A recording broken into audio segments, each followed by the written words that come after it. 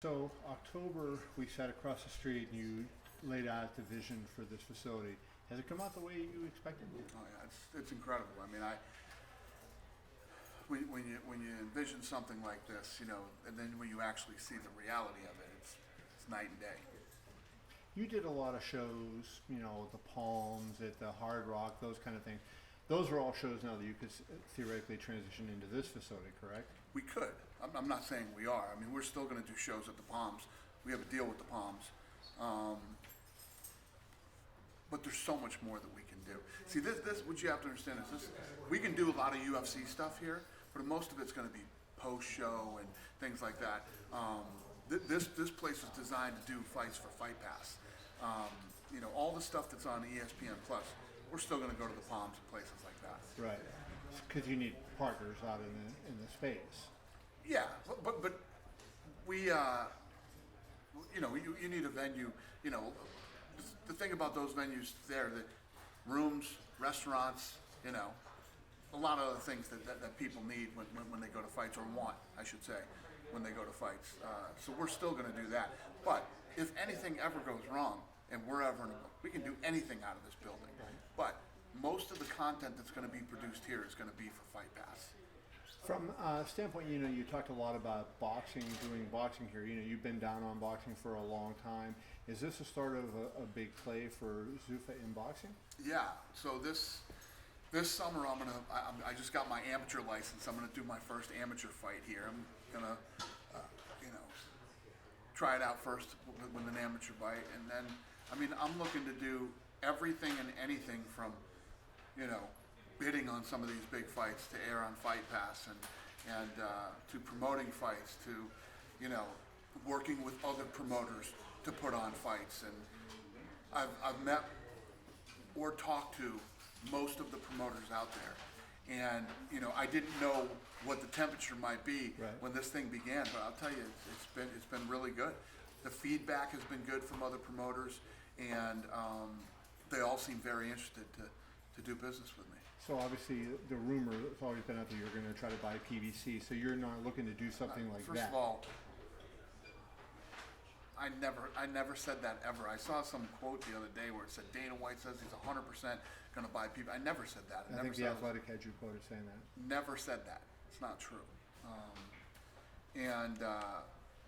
But anything is possible. We could end up buying another promotion. We could end up partnering with another promotion. We could end up, bidding on their fights to air on Fight Pass. There is no specific plan right now. We're still all in talks with all these guys, and not just have I talked to PBC, but because I obviously have a great relationship with Heyman, and talking to everybody. You name the promoter, we've talked to him. What does your contract with ESPN say about boxing? Because doesn't Top Rank, who is also a partner of ESPN, I think they have an exclusivity on reboxing on ESPN, correct? True. Yeah, but that has nothing to do with us. That's between them and Top Rank. So they have no issue with you doing boxing on other platforms. And anything UFC, ESPN has the rights to in the United States. But boxing, if Dana White does an Anthony Joshua fight, theoretically you could do that on any platform. Correct. And when you talk about bidding, going to purse bids and bidding on a particular fight, so theoretically a fight even of that level you could do. Oh, 100%. Oh yeah. Okay. How soon will we see things like that happen? Fall. This fall? Yeah. Okay.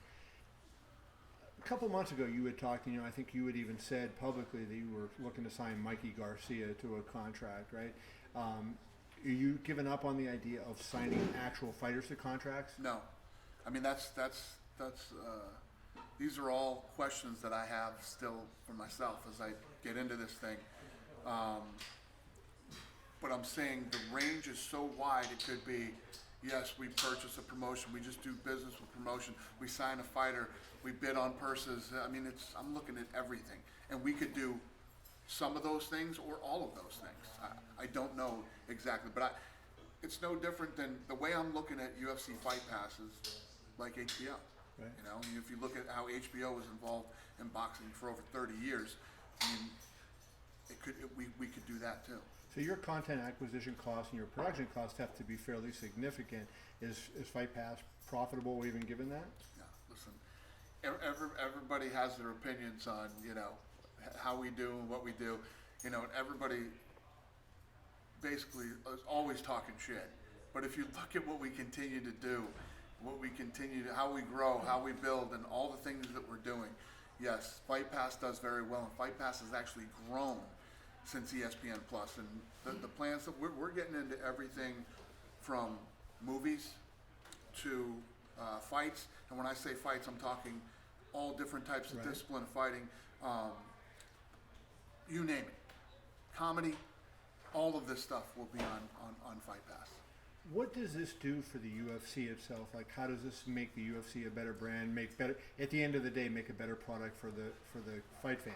Well, I think that through Fight Pass, you know, the feeder shows have always worked to build the next star who ends up in the UFC. And now through UFC Fight Pass, these guys have global distribution, right? And we can continue to build these young fighters, whether it's in MMA, boxing, or whatever it might be, through Fight Pass. And what you're going to do is, and I always say this, you know, people always go, well, are there no? There's 7 billion people on Earth, right? Streaming is the future, and Fight Pass continues to grow.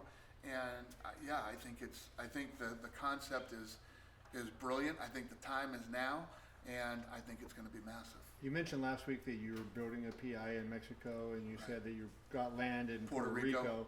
No, we got land in Mexico City. Land in Mexico, and looking for land in Puerto Rico. Right. So my question is, you have another one opening in Shanghai. Tell me about that and what the significance of Shanghai is. Yeah, so Shanghai, you know, we go out there and we're scouting for the best up and coming talent.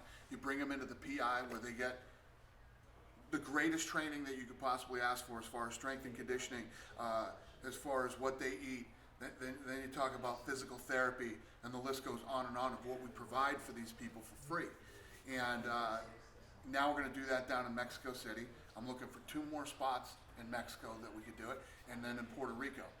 We see how this works over the last, because the way that we did it before is we would go out, scout talent, and then send these guys to a different facility. Obviously, since we've opened the PI, it's been very successful for just our core business right now.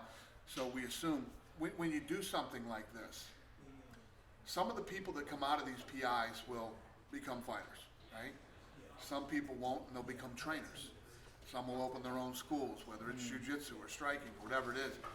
So everybody that walks out of the door of the PI, they don't have to leave and become world champions and all this stuff for you to see the return on your investment. Everybody who leaves that building is going to touch something in fighting. Exactly, going to touch MMA in some way, shape, or form. Last question. You're in Las Vegas, where you have a ton of sports. You have an NHL team now, an NFL team coming. Are you working with the Golden Knights and the Raiders, or even local boxers at the PI? And will that be something you do here?